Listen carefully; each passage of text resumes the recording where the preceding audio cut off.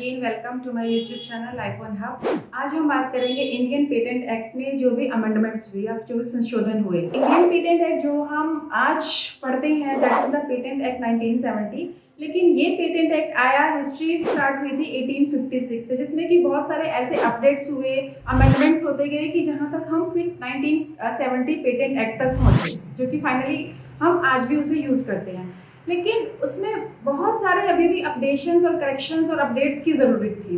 और क्यों ज़रूरत थी वो? क्योंकि जब इंडिया ट्रिप्स का मेंबर बना तो उस टाइम पे ऐसी रिक्वायरमेंट्स आई कि प्रोडक्ट पेटेंट इंडिया में अवेलेबल नहीं था। अब जब प्रोडक्ट पेटेंट इंडिया में अवेलेबल नहीं था तो उसके लिए बहुत सारी एमएनसीज या डेवलप्ड कंट्रीज इंडिया पे प्रेशर डाल रहे थे कि उनको कुछ तो ऐसा प्रोविजन लाना चाहिए ताकि प्रोडक्ट पेटेंट को इंडिया में प्रोटेक्शन मिल सके। तो इसके लिए क्या हुआ, सबसे पहला आया अमेंडमेंट इन 1999, फिर आया 2003 और फिर आया 2005। जो 1999 आया उसका रेट्रोस्पेक्टिव इफेक्ट हुआ फ्रॉम 1995। क्यों 1995? क्योंकि इंडिया को जो ट्रांजिशन पीरियड दिया था ट्रिप्स में वो था 1995 टू 2005।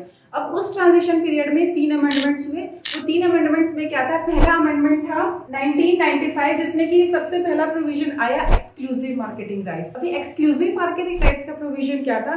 क्योंकि इंडिया प्रोडक्ट पेटेंट नहीं प्रोवाइड करता था इसकी फील्ड में। एक तो फूड, ड्रग्स और एग्रोकेमिकल्स की फील्ड में इंडिया में प्रोडक्ट पेटेंट अवेलेबल नहीं था। तो इसके लिए सभी डेवलप्ड कंट्रीज और मल्टीनेशनल कंपनीज इंडिया पे दबाव डाल रही थी कि इंडिया को अपना पेटेंट एक्ट उतना स्ट्रॉन्ग और करने की जरूरत है ताकि प्रोडक्ट पेटेंट को भी बढ़ावा मिल सके।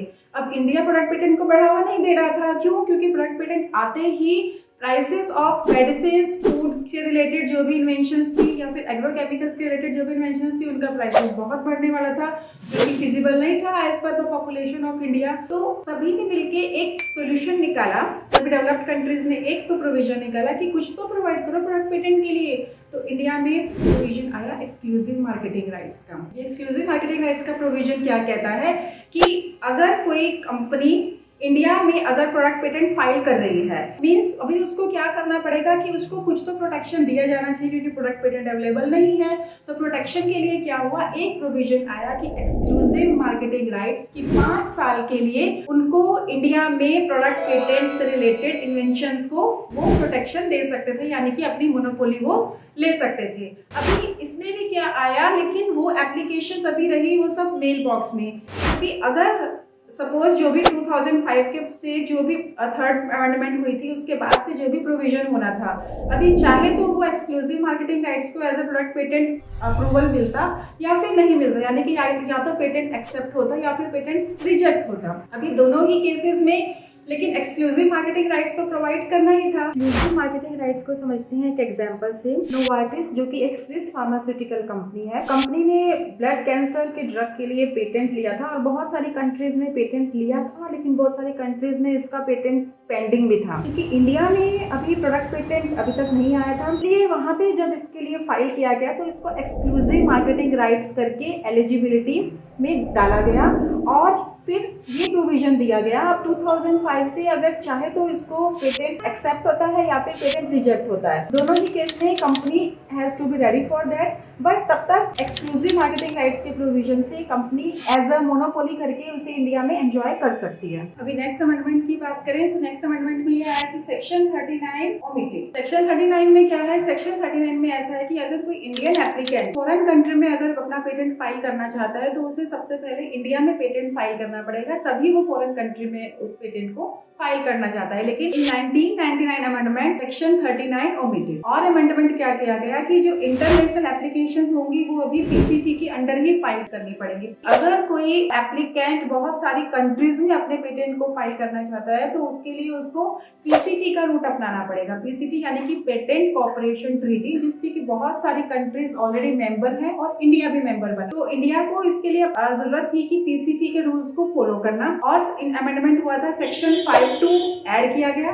सेक्शन 52 क्या कहता है कि प्रोडक्ट पेटेंट भी दिया जाएगा in field of food, medicine and agrochemicals, जो कि इसके पहले इंडिया में नहीं था प्रोडक्ट पेटेंट।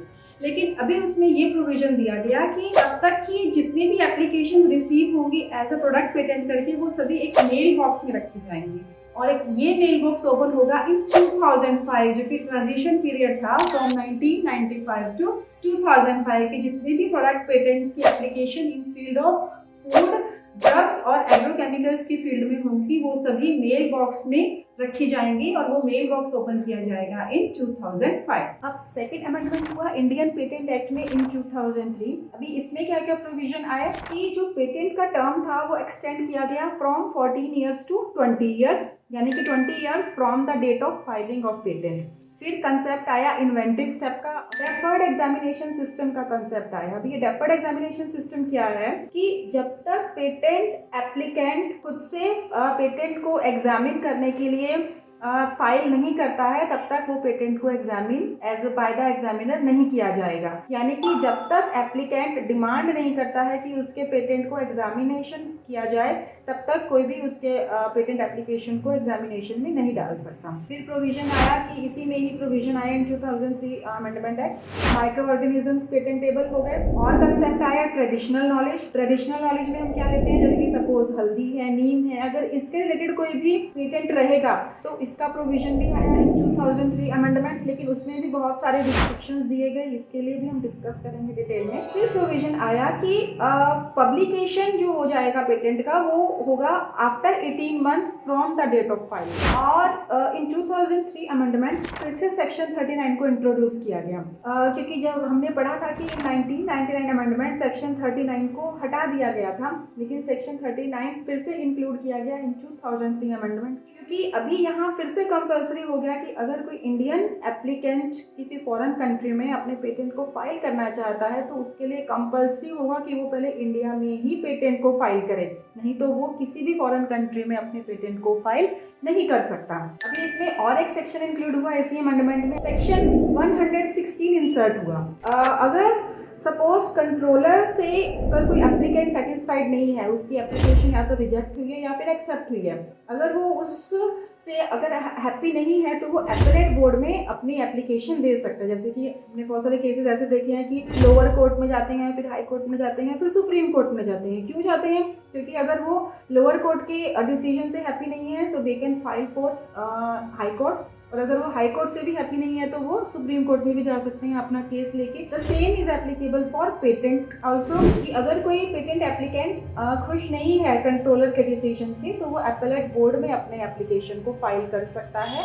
और एक सेक्शन 117 भी इंक्लूड किया गया, जिसमें कि बोलर प्रोविजन और पैरेलल इंपोर्ट का प्रोविजन इंक्लूड किया गया। बोलर प्रोविजन और पैरेलल इंपोर्ट को भी हम अपनी नेक्स्ट वीडियोस में डिटेल में डिस्कस करेंगे। अब थर्ड अमेंडमेंट आया इंडियन पेटेंट एक्ट का इन 2005। इसका क्या कहना था कि इसमें अभी सेक्शन 5 को निकाल दिया गया, ओमिट किया गया। सेक्शन 5 में क्या था कि इंडिया अभी तक फूड, मेडिसिन और ड्रग के केसेस में प्रोडक्ट पेटेंट को नहीं अलाउ कर रहा था, तो इसलिए सेक्शन 5 अभी निकाल दिया गया, क्योंकि अभी इंडिया में प्रोडक्ट पेटेंट इन फूड और फार्मास्यूटिकल्स भी कंपलसरी हो गया था। और इसमें जो अभी प्रोविजन था कि मेल बॉक्स की एप्लीकेशंस का प्रोविजन, अभी वो मेल बॉक्स 2005 ओपन किया जाएगा और जितनी भी एप्लीकेशन इसके अंदर में रखी जाएंगी, जैसे कि हमने डिस्कस किया था लास्ट के अमेंडमेंट में नोवार्टिस का केस, क्योंकि नोवार्टिस ने क्या किया था कि इंडिया में जब प्रोडक्ट पेटेंट का प्रचलन नहीं था तो उसने अपने ब्लड कैंसर के ड्रग के लिए एक्सक्लूसिव मार्केटिंग राइट्स का जरिया अपनाया था।